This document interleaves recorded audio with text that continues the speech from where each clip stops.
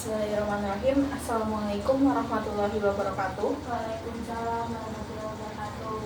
Untuk mengawali pembelajaran pada pagi hari ini, alangkah baiknya kita berdoa terlebih dahulu. Berdoa dipersilakan.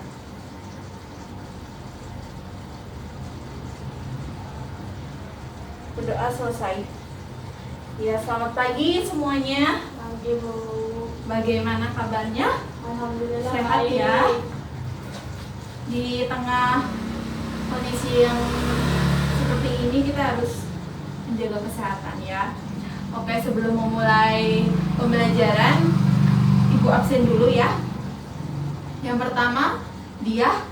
Ya ada Yang kedua, Naura. kamar mandi Bu. Oh, telat ya? Ya.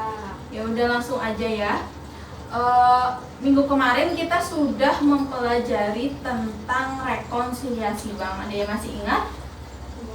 Ingat ya. Jadi rekonsiliasi bank itu tujuannya untuk menyamakan antara saldo di bank dengan saldo di perusahaan.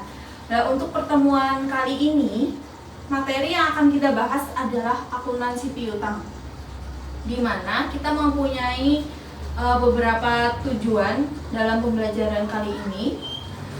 Yang pertama yaitu setelah pembelajaran ini peserta didik itu diharapkan dapat menjelaskan pengertian piutang. Yang kedua, mendeskripsikan ciri-ciri piutang, dan yang ketiga ada mengidentifikasi jenis-jenis piutang dengan kompetensi dasar, yaitu menjelaskan pengertian dan ciri-ciri jenis-jenis piutang dengan indikator. Yang pertama, siswa memahami dan menjelaskan pengertian piutang. Yang kedua, mendeskripsikan ciri-ciri piutang. Dan yang ketiga, mengidentifikasi jenis-jenis piutang. Nah, untuk pembelajaran kali ini kita akan berdiskusi dengan materi yang udah ada di depan, yaitu ada definisi, ciri-ciri, dan jenis-jenis. Kalian sudah siap ya? Jadi Ibu mohon untuk siapkan smartphone kalian atau buku pegangan kalian untuk nanti kalian bisa mencari sumber materinya di situ. Oke? Untuk memulai pembelajaran kali ini kita akan belajar mengenai piutang. Tetapi sebelumnya kalian familiar nggak dengan kata piutang? Familiar ya? Ya, jadi piutang itu beda dengan utang. Kalau piutang itu masuknya ke aktiva, sedangkan kalau utang itu masuknya ke kewajiban. Terus apa itu piutang? Ciri-cirinya apa sih? Dan jenis-jenisnya itu apa aja? Untuk mengetahui itu, di sini Ibu punya lembar kerja. Jadi nanti kita akan mendiskusikan tentang definisi, ciri-ciri, dan jenis-jenis. Nanti kalian isi ini. Kalian boleh jawab ini berdasarkan dengan referensi yang telah kalian gunakan, yang nanti kalian gunakan ya. Baik boleh menggunakan internet atau buku pegangan kalian. Setelah nanti kalian mengisi ini, kita akan mendiskusikan bersama-sama tentang apa itu definisi, ciri jenis-jenis. Dan setelah itu nanti kita akan menyimpulkan juga secara bersama-sama apa itu sih piutang secara umum yang bisa kita simpulkan bersama-sama. Oke, untuk mempersingkat waktu langsung saja ya. Ini lembar kerjanya.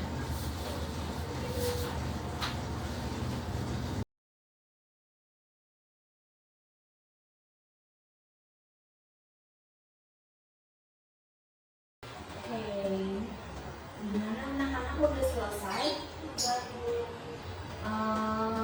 Mengalami kesulitan nggak pas ngerjain? Tidak. Oke, kalau tidak langsung saja kita bahas ya. Mulai dari yang pertama ada definisi piutang. Mau dibacakan? Piutang merupakan salah satu unsur dari aktiva wajar dalam neraca perusahaan yang timbul akibat adanya penjualan barang. Dalam arti luas, piutang merupakan tuntutan terhadap pihak lain yang berupa uang, barang atau jasa yang dijual secara kredit. Piutang dalam akuntansi lebih sempit pengertiannya, yaitu untuk menunjukkan tuntutan pada pihak luar perusahaan yang diharapkan akan diselesaikan dengan penerimaan sejumlah uang tunai. Ya. Jadi intinya piutang merupakan unsur dari aktiva lancar yang timbul akibat penjualan barang dagang dan jasa yang dilakukan secara kredit, dan pembayarannya itu pada umumnya memiliki tempo 30 hari atau 90 hari. Jadi misalnya ada debitur membeli barang ke kita, barang dagang ke kita hari ini, tetapi beliau membelinya secara kredit.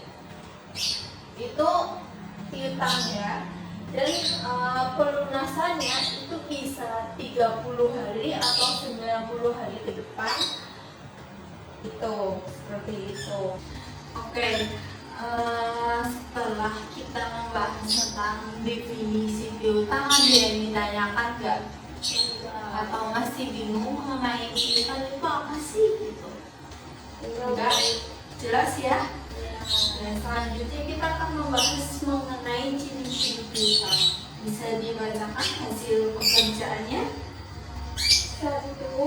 Adanya nilai jatuh tempo, yaitu istilah yang menjelaskan penjumlahan dari nilai transaksi utama lalu ditambah dengan nilai yang didepankan untuk dibayarkan pada tanggal jatuh tempo.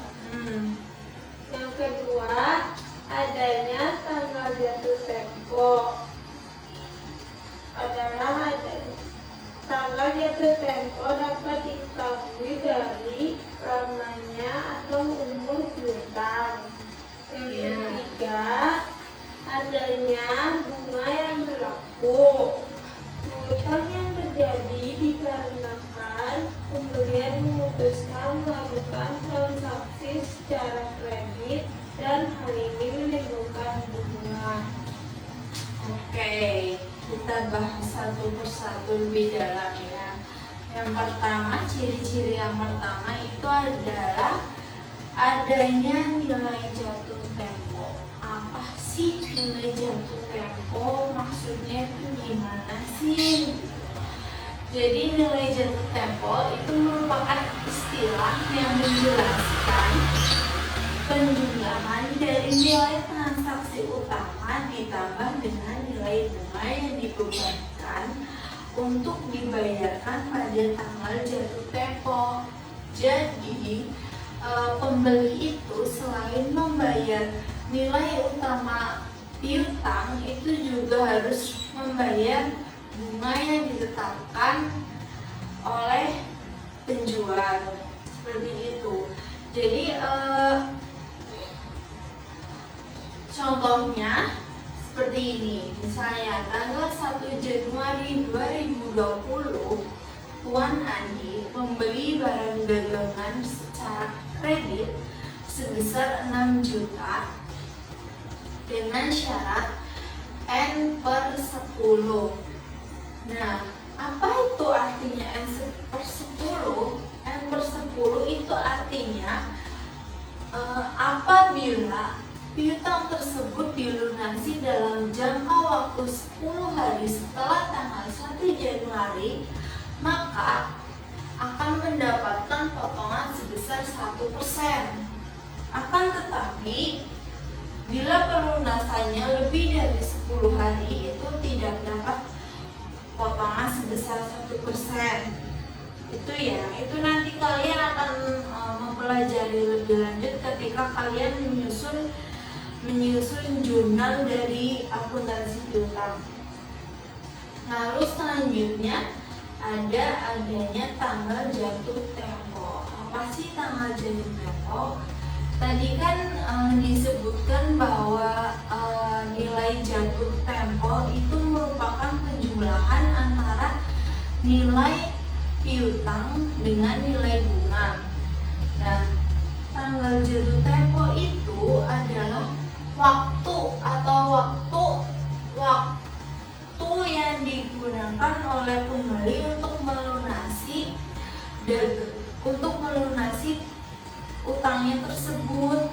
Dan tanggal jatuh tempo ini dapat diketahui dari lamanya atau umur piutang. Umumnya penjual menggunakan 2 jenis pengukuran umum, yaitu bulan dan hari, seperti 30 hari, 60 hari, dan 90 hari, seperti itu. Lalu selanjutnya adanya bunga yang berlaku. Piutang itu dapat terjadi dikarenakan pembeli memutuskan melakukan transaksi secara kredit, dan hal ini itu menimbulkan bunga. Bunga dalam hal ini itu dibayar sebagai bentuk konsekuensi pembeli yang meminta waktu pembayaran tertentu dan sebagai keuntungan bagi penjual karena telah memberikan tenggang waktu.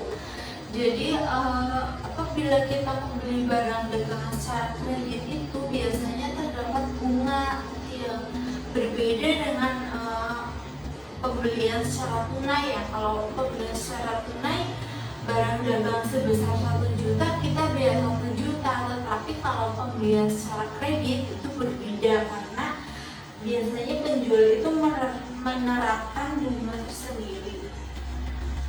Lalu selanjutnya ada jenis piutang. Bisa dibacakan? Piutang usaha atau account receivable. Ya. Piutang usaha adalah suatu jumlah pembelian kredit dari pelanggan. Piutang timbul sebagai akibat dari penjualan barang atau jasa. Wesel tagih yang kedua, atau note receivable. Wesel tagih adalah surat formal yang diterbitkan sebagai bentuk pengukuran utang. Yang ketiga, piutang lain-lain atau other receivable.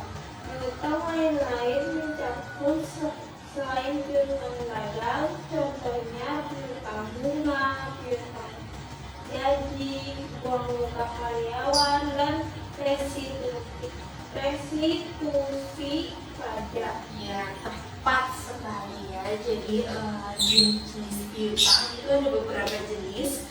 Yang pertama ada piutang usaha atau account receivable. Apa itu piutang usaha? Beda ya sama piutang. Jadi piutang usaha itu merupakan suatu jumlah pembelian kredit dari pelanggan. Nah, piutang usaha ini timbul sebagai akibat dari penjualan barang atau jasa. Piutang ini itu biasanya diperkirakan akan tagih dalam jangka waktu 30 hari sampai 60 hari ya. Nah, piutang ini itu merupakan piutang terbesar yang dimiliki oleh perusahaan. Selanjutnya ada wesel tagih atau notes receivable. Wesel tagih itu merupakan surat formal yang diterbitkan sebagai bentuk pengukuran utang. Nah, wesel tagih ini memiliki jangka waktu yang lebih lama dari piutang dagang. Kalau tadi piutang dagang itu hanya selama 30 sampai 60 hari, kalau wesel tagih ini lebih lama, yaitu 60 hari sampai 90 hari. Nah, wesel tagih dan piutang usaha itu disebabkan karena transaksi penjualan biasa disebut dengan piutang dagang atau trade account ya.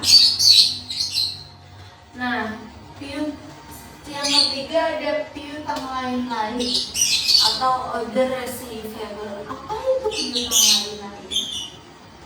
Jadi piutang lain-lain itu piutang yang mencakup selain piutang dagang, yaitu selain piutang usaha dan wesel tagih. Contohnya itu piutang bunga, piutang gaji, uang karyawan, dan restitusi pajak. Nah, secara umum yang membedakan dari piutang lainnya, piutang lain-lain itu merupakan transaksi yang bukan berasal dari kegiatan operasional perusahaan. Oleh karena itu, piutang jenis ini itu diklasifikasikan dan dilaporkan itu secara berbeda dalam neraca keuangan. Paham sampai sini? Sudah selesai ya diskusinya dan kita ada di penghujung pembelajaran. Gimana mengenai materi akuntansi piutang, mengenai definisi, ciri-ciri, dan jenis-jenis. Mengalami kesulitan nggak? Tidak. Tidak. Dan ada yang ditanyakan? Cukup ya. Sebelum saya menutup pembelajaran, saya akan memberikan sedikit kesimpulan mengenai akuntansi piutang ini. Dimulai dari definisi yang pertama, yaitu piutang itu merupakan unsur dari aktiva lancar yang timbul akibat penjualan barang, dagang, dan jasa yang dilakukan secara kredit. Lalu yang kedua ada ciri-ciri piutang, yaitu ada 3. Yang pertama ada yang nilai jatuh tempo, yang kedua ada tanggal jatuh tempo, dan yang ketiga adanya bunga yang berlaku. Itu pasti ya, kalau piutang itu pasti ada nilai jatuh tempo, tanggal jatuh tempo, dan bunga yang berlaku. Dan yang ketiga ada jenis-jenis piutang. Yang pertama ada account receivable, ada notes receivable, dan other receivable. Nah, untuk dasar dari materi akuntansi piutang mudah sekali ya, tetapi pada pertemuan berikutnya kita akan membahas lebih lanjut mengenai akuntansi piutang seperti itu. Dan untuk mengasah kemampuan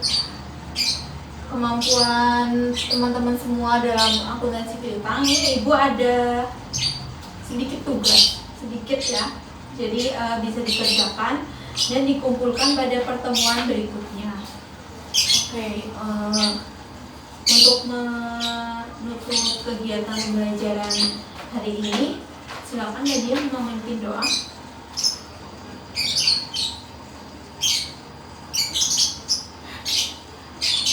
Berdoa dimulai. Selesai. Oke. Akhir kata, terima kasih. Mohon maaf apabila ada kesalahan dalam tutur kata dan penyampaian. Mohon maaf. Selamat siang. Wassalamualaikum warahmatullahi wabarakatuh. Waalaikumsalam.